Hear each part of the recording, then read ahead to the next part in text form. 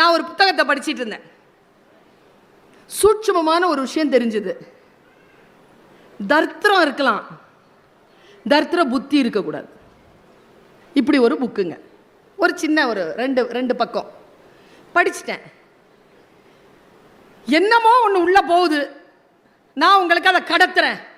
புரிஞ்சுக்கிறீங்களான்னு பாருங்க. குதிரையில ராஜா போயிட்டே இருந்தானா, ஒரு பிச்சைக்காரன் உட்காந்துருந்தான். ராஜாவுக்கு மனசு கஷ்டமாயிடுச்சு. பிச்சைக்காரனை பார்த்து ஒரு செப்பு காசு அப்படி தூக்கி போட்டான். அவன் கேட்ச் பிடிக்கிறத விட்டுட்டா, அது சாக்கடையில் விழுந்துருச்சு. ராஜா கவலையாயிடுச்சு. திரும்பி போட, குதிரையை திரும்பி கொண்டு போடானா. திரும்பி போனால் அவன் சாக்கடையில் கையை போட்டு அந்த செப்பு காசை தேடிட்டு இருக்கான். தேடாத, இந்தா வெள்ளிக்காசை வச்சுக்கோன்னு.